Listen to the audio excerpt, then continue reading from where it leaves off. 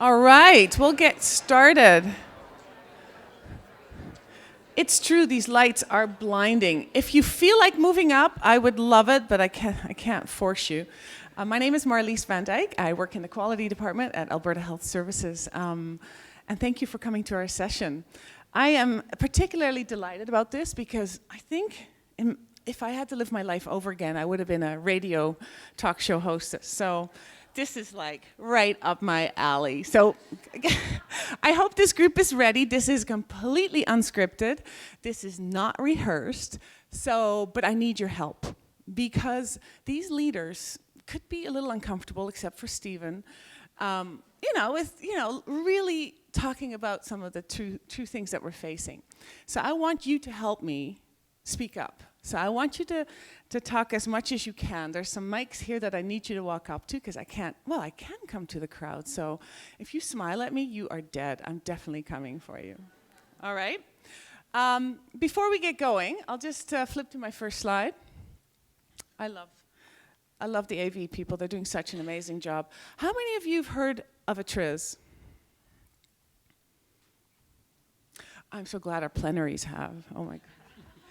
A TRIZ is designed to create a perfectly adverse system. So it's the opposite of what we're trying to create.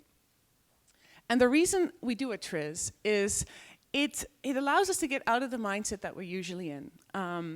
It allows us to talk about the taboos and challenge the status quo. And if we're going to change and improve our healthcare system, we're going to have to challenge the status quo. And this is a very difficult thing to do. So the TRIZ is a nice way that you can introduce to your groups to get people talking. And it builds trust. So the TRIZ actually comes from the Russian Navy. If you look it up on Wikipedia, the acronym is too complicated for me. However, there's a whole palette of exercises called liberating structures. So you can look at liberatingstructures.com, and TRIZ is one of the 25 that are listed, and I've just shown you the palette of all the other things. This by far has changed my career, the liberating structures. I use these every single day at work. So if you want to change the conversation and change your outcomes, have a look at these liberating structures. I think you'll find it very, very, very useful. Who's heard of Chatham House rules? These guys know. What do you think it means, Helen? Okay, so Chatham House is actually a place in London where policymakers and decision makers come together. Am I turned on? Yeah. They're good, but not that good. Yeah. Okay. So this is actually Chatham House in London. Yeah, the Royal Institute of International Affairs. So people come from all over the world. Politicians and policymakers to Chatham House, and they have big conversations.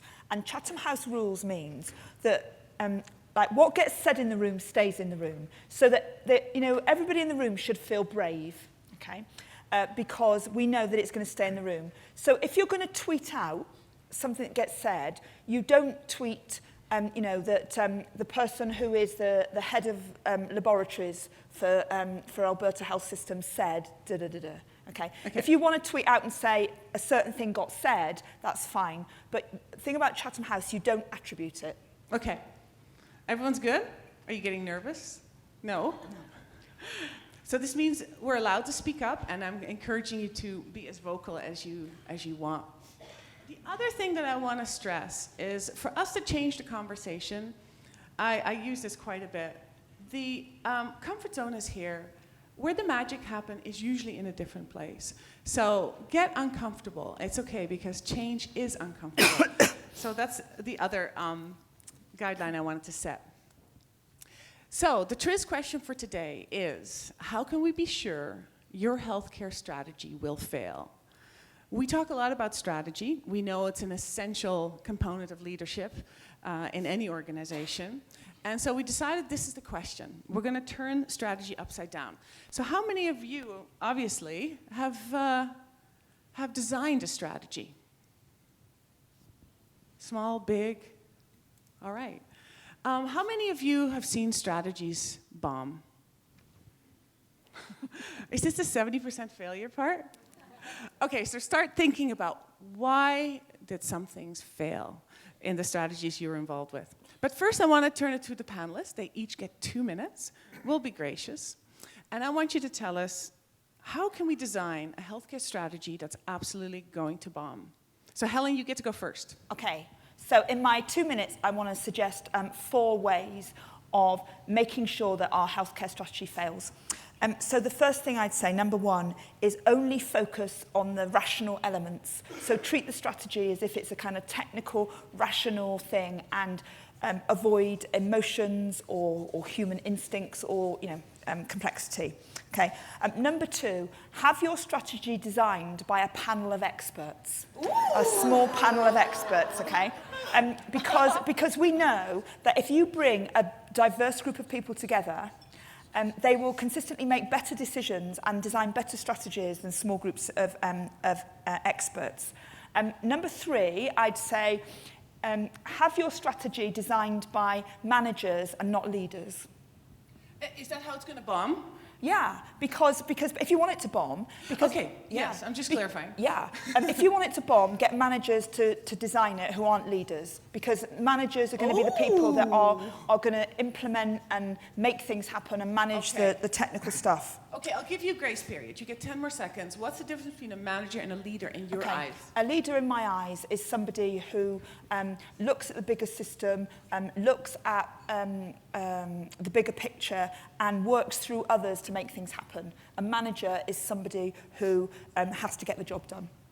Oh. And that's number 3. Can I do number 4? Have I got time? Yes. Okay, so my number 4 is don't make it urgent. You know, like if you can, if you want to do it. Oh, okay, yeah. No urgency. Yeah. It's important, but it's a long journey. We have a complicated healthcare system. You can't honestly believe that we can do that in a year. Yeah. Okay, no urgency. So that's where I'd start. Okay, Stephen, let's go. You love strategy. I know this about you. You talk about strategy like all the time. How do you get that? How do I get that? You say, I don't understand wait, there's that. no strategy in the healthcare system. That's what you tell me. That's true. Okay. So that's a good way. Don't have one. That's an excellent way for us. And then another excellent one is to develop a new strategy before you've tried the old strategy because you're new, which we do. And we're spectacular at that. I mean, we're actually, I like to say, we should praise ourselves. We're really good at failing at this in healthcare. The third one is don't even talk about essential parts of a successful strategy because you think they're too hard. So you don't want physicians to focus on volumes, and then you say, but we can't touch fee-for-service because that's too hard. Okay. So that's a perfect, so make sure that your strategy is not coherent and aligned.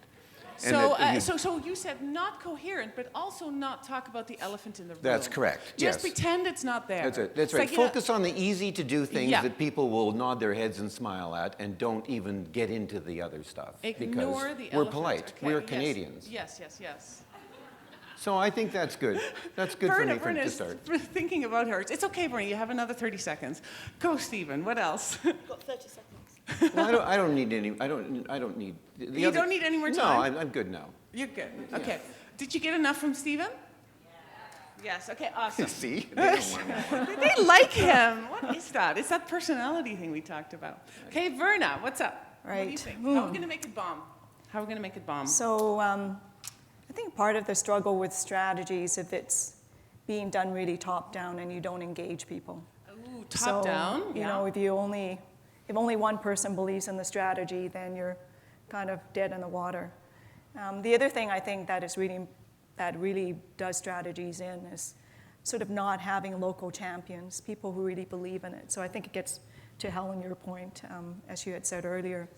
And then the third thing for me around strategies that are unsuccessful is if it's so complicated, and it points a little bit to what you're saying, Stephen, it's so complicated and it adds another 50 priorities or recommendations onto your plate, and it's not doable, then we know that that's going to fail.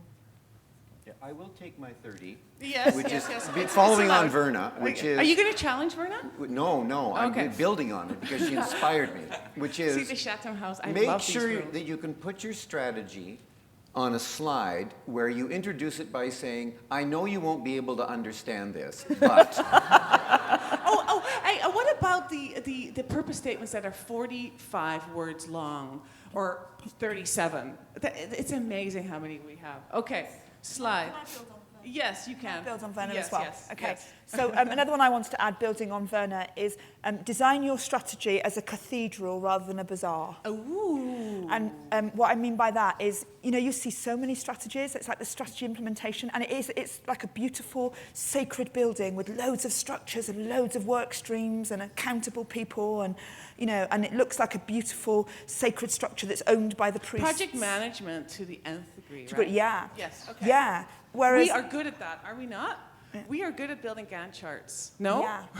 That's okay. rather than a bazaar. Rather than a bazaar. Which is like where people trade and share and make things happen. Trade and share. Now, I personally have some things to add here, and I think you do as well. So at your tables, I would like you to take a few minutes and talk about how you're going to make your strategy bomb.